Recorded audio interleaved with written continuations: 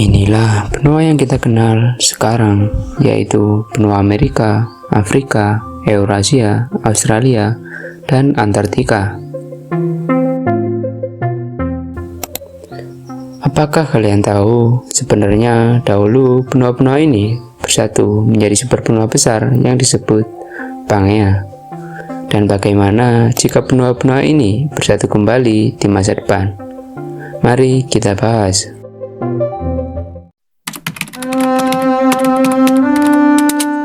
Pangea atau Pangeae adalah superbenua yang terbentuk sekitar 300 juta tahun yang lalu pada era Paleozoikum dan awal Mesozoikum.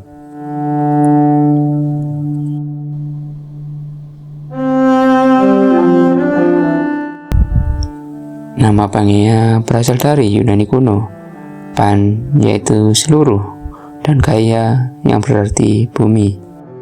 Nama itu diciptakan pada Simposium 1927 yang dibahas oleh Alfred Wegener, seorang ahli meteorologi, tentang teori pergeseran benua dalam bukunya The Origin of Continents and Oceans yang pertama kali diterbitkan pada tahun 1915. Pangea memiliki luas sebesar 150 juta kilometer persegi.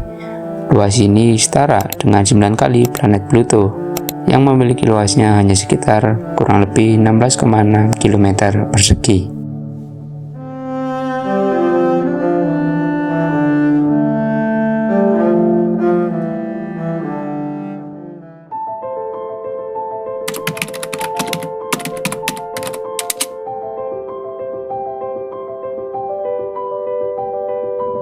Sebelum terbentuknya Pangea, bumi mengalami beberapa siklus pembentukan superbenua, termasuk Rodinia, Pannotia, Laurasia, dan Gondwana. Benua-benua kuno ini terus bergerak dan bersatu melalui proses tektonik lempeng bumi hingga akhirnya membentuk Pangea. Perlu kita tahu bahwa bumi terdiri dari beberapa lempeng tektonik besar yang terus bergerak di atas lapisan mantel bumi yang cair.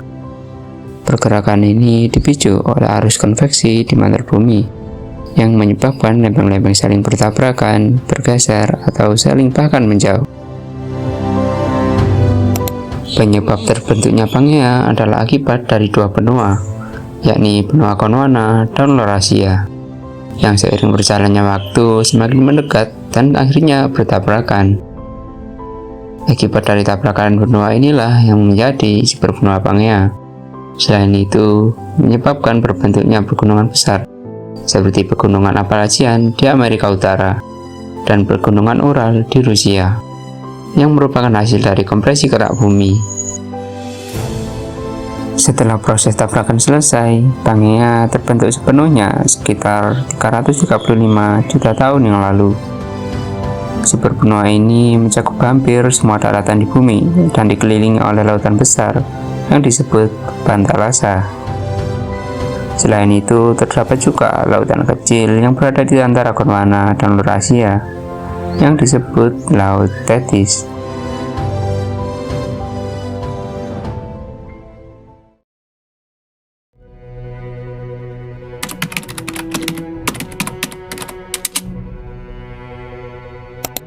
Benua Pangea bertahan selama kurang lebih 100 juta tahun. Selama periode itu, kehidupan di bumi juga berkembang seiring berjalannya waktu. Karena Pangea adalah superkontinen yang luas, sebagian besar wilayah pedalamannya jauh dari pengaruh laut. Ini menyebabkan terbentuknya daerah gurun yang luas dan kering di bagian tengah benua. Sementara itu, di sekitar tepi Pangea, yang lebih dekat dengan lautan, iklimnya lebih lembab dan basah. Daerah-daerah ini mungkin memiliki hutan tropis dan subtropis yang lebat. Kehidupan di Pangea juga dihuni oleh berbagai fauna, termasuk kelompok reptil awal Synapsida seperti Dimetrodon. Selain itu, juga muncul dinosaurus awal seperti Coelophysis. Spesies serangga raksasa juga mulai menyebar luas di daratan, serta invertebrata laut seperti trilobit dan amonid yang masih tersebar luas di lautan pada kala itu.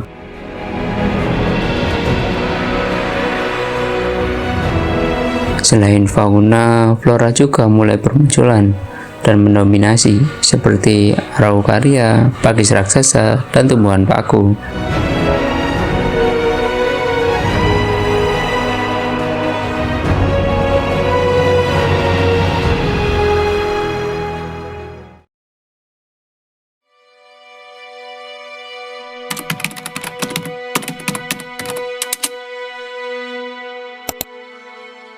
Pangea mulai terpecah sekitar 180 juta tahun yang lalu, sehingga membentuk kembali Laurasia dan Gondwana.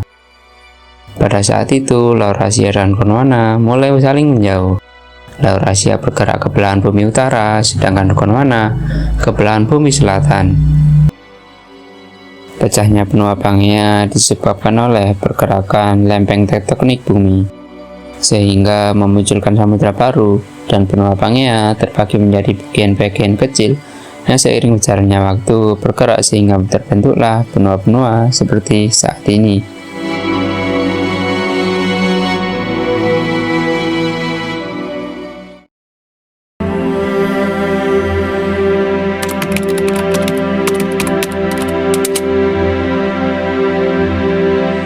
Bagaimana manusia bisa tahu jika benua kita pernah menyatu menjadi satu?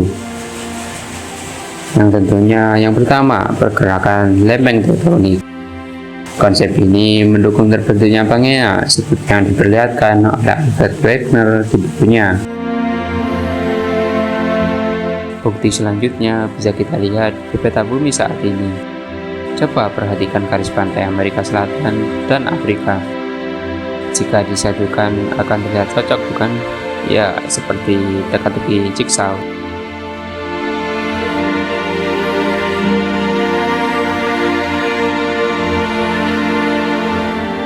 Selain itu, fosil juga bisa sebagai bukti keberadaan Pangea, yaitu ditemukannya kesamaan fosil di benua yang kini terpisah jauh, bahkan terpisah oleh laut.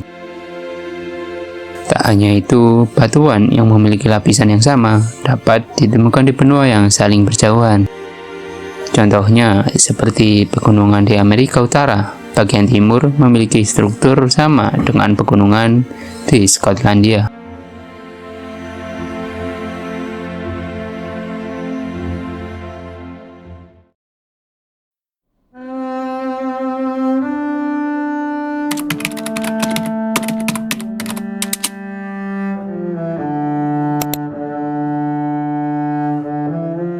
Bagaimana jika benua bersatu kembali di masa mendatang?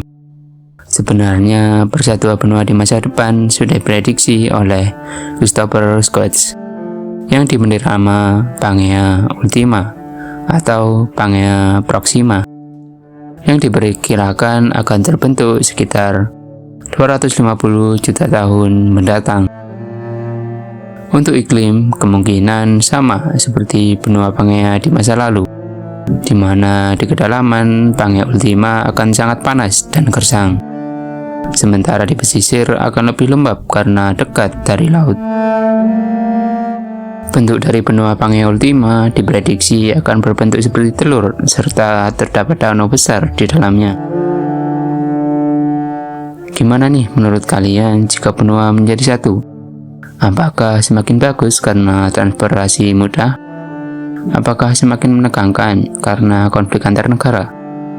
Silahkan berikan pendapat kalian di kolom komentar ya. Terima kasih.